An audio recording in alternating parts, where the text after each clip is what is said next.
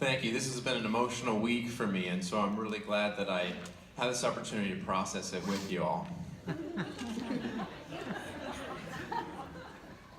On Monday, my girlfriend Nadia and I came home from visiting my parents, and it was a stressful experience. The weather was bad, our flight got delayed, and by the time we got out of the Uber, it was like midnight, so emotions were high. And I opened the front door to my house, and what I saw disappointed me. And I shared my disappointment in an emotionally mature way. I didn't talk about reality, I talked about my feelings. I talked about my perceptions. I used I statements because I am a sensitive New Age gentleman. I said, I am disappointed with the way your friend Kenzie has left our house after she has been staying here for a week when we were gone.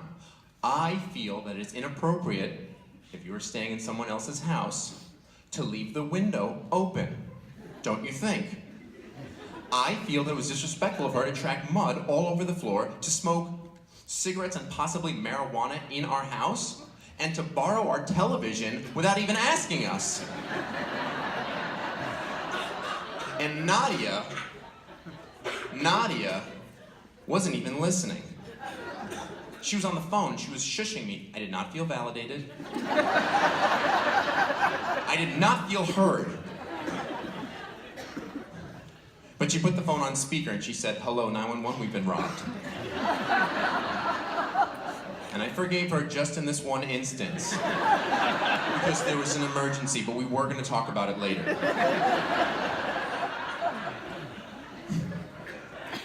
So I heard the 911 operator and they said, it's not safe to be in the house. There could still be one of the robbers in your residence. Do you have a vehicle in which you can wait for the police to come? I think that would be safest. And we said, yes.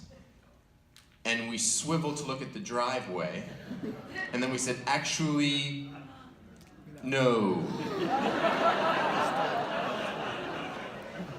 So we waited outside. The police came.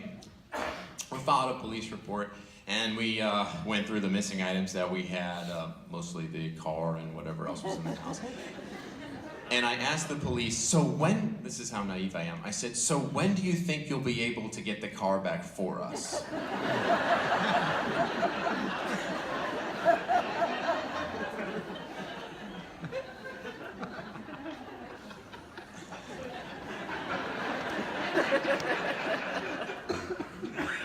You all are laughing, but not as hard as the police were.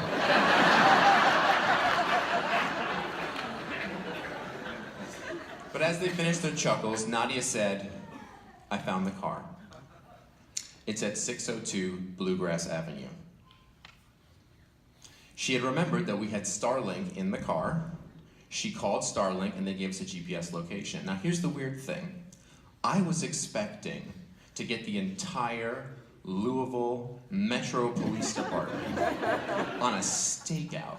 And we were gonna wait to see who got into this car. And when that person did, I personally was gonna be part of the team that's in the helicopter, slides down on one of those ropes, and then I would get him.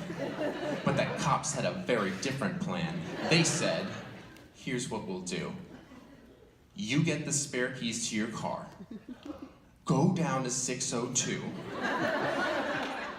drive the car home, case closed.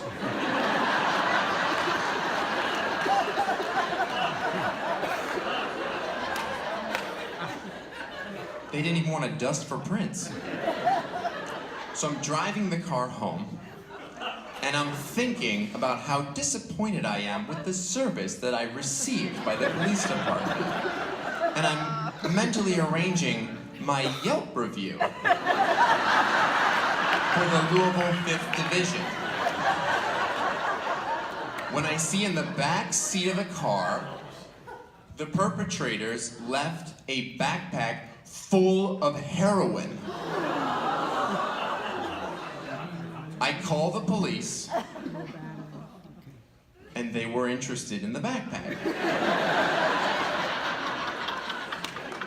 Then I call my insurance adjuster, and this is the point when I really start to get my blood boiling. I feel the fire of righteous indignation because they refuse to pay to change the locks on my house and on my car. Because, according to my contract and according to this particular claims adjuster, my keys are working fine. They're not broken, they don't need to be replaced. So I decide to educate. I take a step back and I talk about keys and locks and what they're really for. Let's go back before locks. Before locks and keys, there were just doors. And doors, thank you. I missed the shaker. And doors allowed people entrance and exit from wherever they were at. Keys and locks were invented only after doors by scientists who wanted to ensure that just one person uniquely had access to that particular location. So as you can see, my keys are functioning as well for me as they are for the potential heroin addict who wants the heroin that he left in my car. Again, I got the response of, "We're not interested." And I said, "I sleep with one eye open, and I suggest that you do too. Because I can't make you do the right thing, but I can make you regret that you didn't." And I spent the last couple days thinking about what I said. I truly regret it. I know why I did. It's because I was looking for control, and the truth is, we don't have any. Thanks very much. I'm Mike Dennis. Thank you to Nadia. Thank you to my parents, and remember, only floss the ones you want to keep.